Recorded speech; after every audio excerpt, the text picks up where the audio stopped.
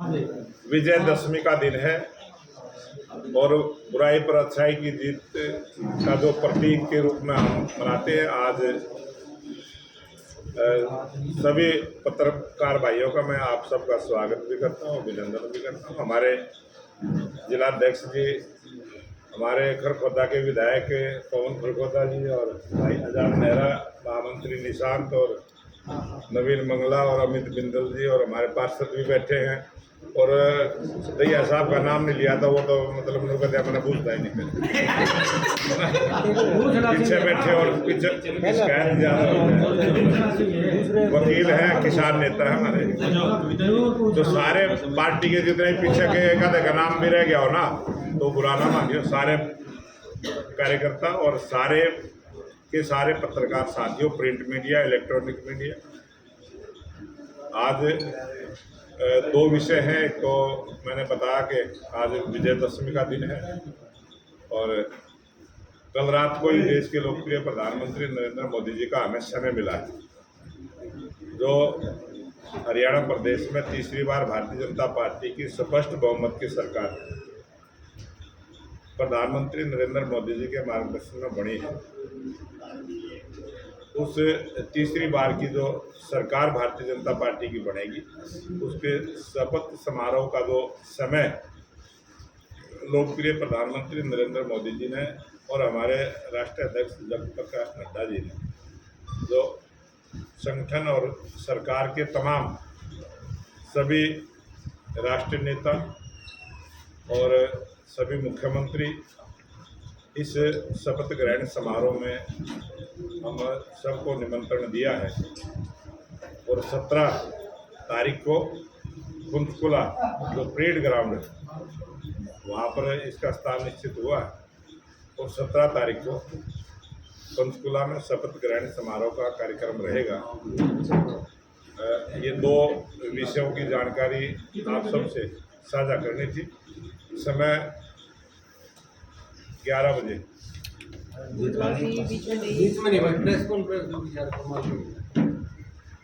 तीसरी बार भारतीय जनता पार्टी की स्पष्ट बहुमत की सरकार बनी,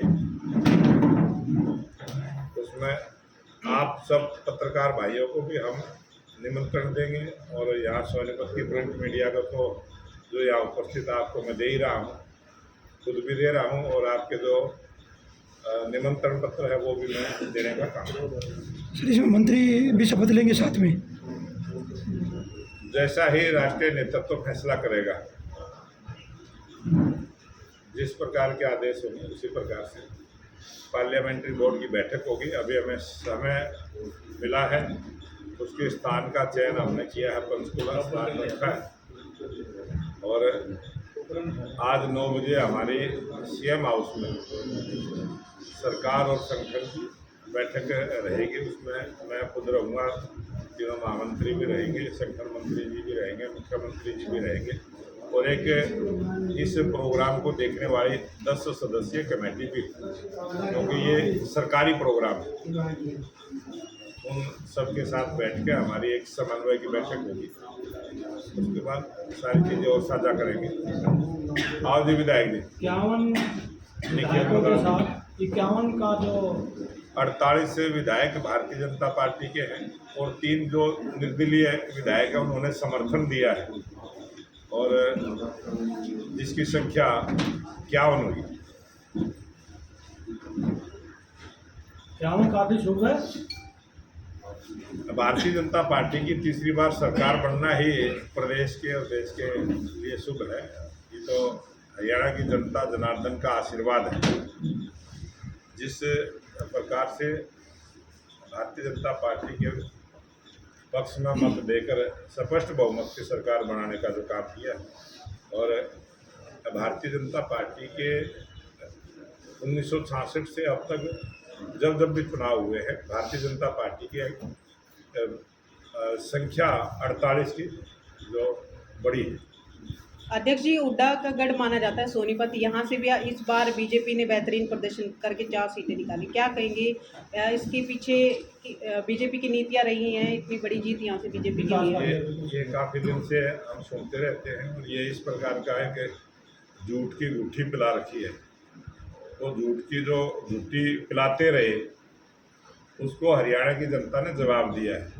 और जो काफ़ी दिनों से सड़कों पर घूमकर हिसाब मांगने का काम किया था, और मैंने पहली बाइट में आप सबके सामने कहा था कि जो कांग्रेस हिसाब मांग रही है उसका जवाब जनता देगी, वोट के रूप में देगी, और जनता ने उसका जवाब दिया है। और जनता ने जवाब 2014 में भी दिया था, जनता ने 2019 में भी दिया था, और 2024 में जनता ने उसका जवाब दिया है कि जो झूठ की बूटी कांग्रेस पिलाने का प्रयास कर रही थी, जनता ने उसको नकारने का काम। भूपेंद्र सिंह हुड्डा ये कह रहे हैं कि बैलेट पेपर में बहुमत जो है कांग्रेस को था, लेकिन ईवीएम में गड़बड़ी होने की आशंका वो एक बार फिर कह रहे हैं, एक बार फिर ईवीएम बदनाम हो रही है। क्या कहें? उसको लेकर वो इलेक्शन कमीशन से मुलाकात की है। 2014 में उन्होंने यही आरोप जो है ना बैलेट पेपर पर लगाया था, और बैलेट पेपर पर भी लगाते रहे। अब की बार कांग्रेस पार्टी ने जो आरोप लगाने का भी जो ढंग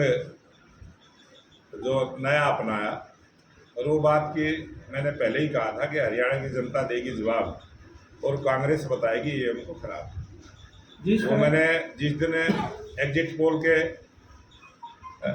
रिजल्ट टीवी स्क्रीन पर दिखाए गए और सभी सोशल मीडिया में आया, मैंने उस दिन भी बाइट दी थी, और दो ही बात मैंने उसमें कही थी कि मैं सभी पत्रकार भाइयों का भी और सभी जितने भी एग्जिट पोल की एजेंसियां हम सबका धन्यवाद करता हूं। उन्होंने 2 दिन की खुशी कांग्रेस के नेताओं को दी, और जैसे रिजल्ट आएगा उसके परिणाम आएंगे, और परिणाम आने के बाद जनता देगी जवाब, और ये कांग्रेस के लोग बताएंगे ईवीएम को खराब। ये बात मैंने उस टाइम भी कही थी। और दूसरी बात कही थी कि ये अभी 10 वर्ष का राजनीतिक वनवास कांग्रेस पार्टी का हुआ है, अभी अगला जनादेश आएगा तो 5 वर्ष का और हरियाणा की जनता वनवास जाने का काम करेगी। चुनाव से एक दिन पहले और ये बातें मैंने जिस दिन एग्जिट पोल आया उसी दिन आप सबके सामने गई थी, उसमें कोई झूठ हुई हो तो उप मुख्यमंत्री भी बनाने की चर्चाएं जोरों पे हैं। ये चर्चाएं तो कहीं से भी शुरू हो सकती हैं। आजकल बहुत सारे ऐसे ही लिख के कुछ भी डाल देते हैं। पहले डाल दिया था 12 तारीख को होगा, फिर 15 तारीख को। मैं तो आप सबको बताता ही रहा, मगर अभी दिल्ली से जो भी टाइम मिलेगा मैं तुरंत बताऊंगा।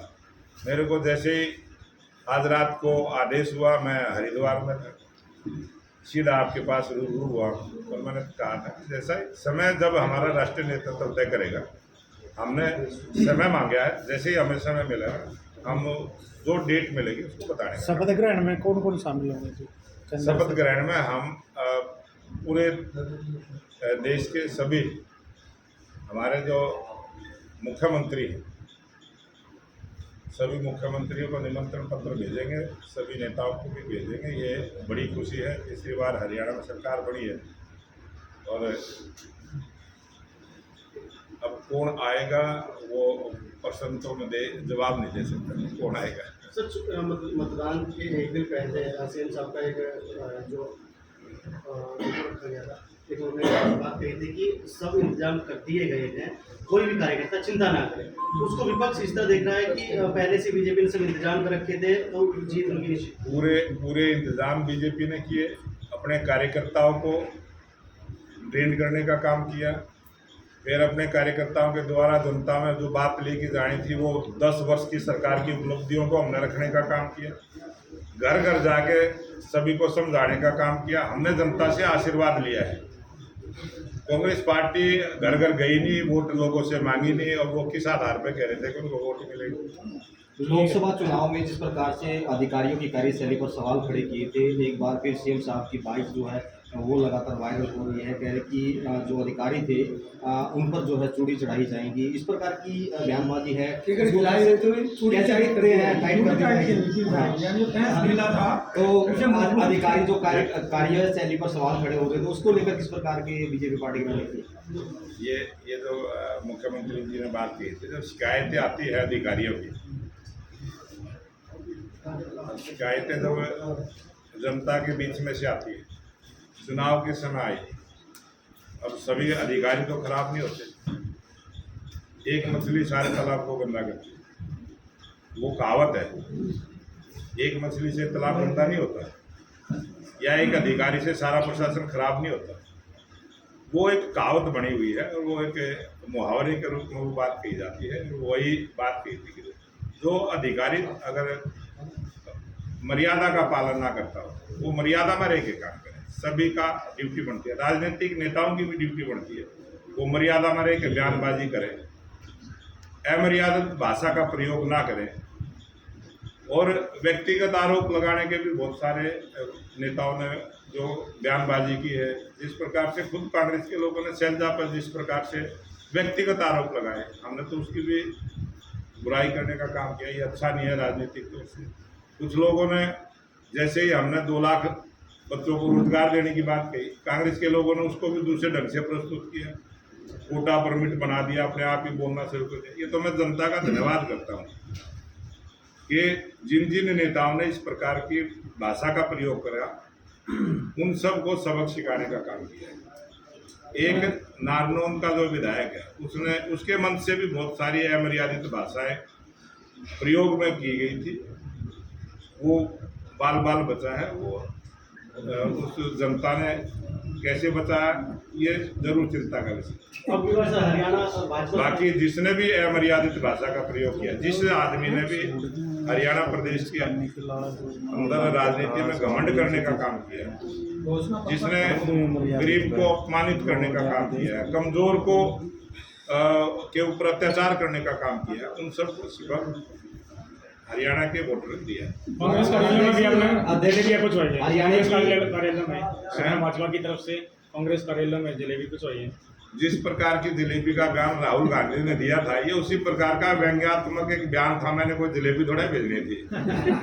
वैसे मैंने ये कहा था मैं राहुल के भी भिजवाऊंगा, हुड्डा के भी भिजवाऊंगा, वहां भी भिजवाऊंगा। वो तो एक जैसा व्यंग्य उन्होंने कसा था, उसी प्रकार का व्यंग्यात्मक। दिल्ली में जब मैं जलेबी भिजवाऊंगा तो अपने वोटरों के पास भिजवाऊंगा, अपने नेताओं के पास भिजवाऊंगा। दिल्ली में जब प्रेस कॉन्फ्रेंस चल रही थी, सीएम साहब से सवाल किया गया, आप बराबर में थे, तो सीएम साहब ने भी आपको कहा भाई जलेबी भिजवाया? हाँ, बिल्कुल कहा था। हाँ जी। वो जिस प्रकार से मुख्यमंत्री जी ने भी एक व्यंग्यात्मक, वो बार बार जो है ना जलेबी, इस हरियाणा के चुनाव में जलेबी एक बड़ा विषय बन गया और जलेबी जो है ना पूरा राजनीतिक विषय बन गया। और वो व्यंग्यात्मक रूप से कई तरह के सोशल मीडिया पे भी कमेंट्स कर, कल तो मैं देख रहा था, बड़ा अजीब भी बना रखा था एक ने, कि खेत में जलेबी लगाते हुए राहुल गांधी को दिखा रखा है। अब कौन क्या अपनी कल्पना से सोशल मीडिया पर चला रहा है, ये सारे एक मुहावरे के रूप में, चुटकुले के रूप में, मनोरंजन के रूप में। ये बात जरूर है कि राहुल गांधी जी ने भी ये नहीं पता था कि वो हलवाई की दुकान पे बनती है, फैक्ट्री में बनती है। उसने बयान ऐसा दे दिया, उस बयान से जो है ना हरियाणा की जनता जो है ना बड़े मजाकिया मूड में रहती है। अच्छा, हम ये और वो मजाकिया मूड में ये सारी बातें उत्पन्न होगी, और वो मजाकिया मूड में ही वो जलेबी का जो है ना एक राजनीतिक जो है मुहावरा बन गया है। यानी कि जलेबी की टीआरपी बढ़ गई। हाँ, जलेबी एक ऐसा हमारा खाद्य पदार्थ है जो हर घर में हमारी महिलाएं हर रसोई में बनती है, हर दुकान पे बनती है। इसकी कभी भी फैक्ट्रियां नहीं लगी, तो राहुल गांधी को पता नहीं चला, इसलिए वो एक बन गया। हरियाणा भाजपा सरकार बनने जा रही है, घोषणा पत्र में कितनी खरीद रही है जी? अपने घोषणा पत्र में कितनी खरीद रही है? 100% जो हमने, आप मीडिया के सामने कह रहा हूँ, हमने 14 में जो संकल्प पत्र जारी किया था, जो 19 में जारी किया था, अगर उस संकल्प पत्र से कोई भी चीज़ आपको ढूंढ के मिल जाएगी, ये हमने पूरा नहीं किया, उसको पूरा करने का हम काम करेंगे। ये जो संकल्प पत्र हमने जारी किया, ये हमारा लक्ष्य है। अपने संकल्प पत्र को लक्ष्य के रूप में हमने लिया है, उसको अक्षर से पालन करते हुए पूरा करेंगे।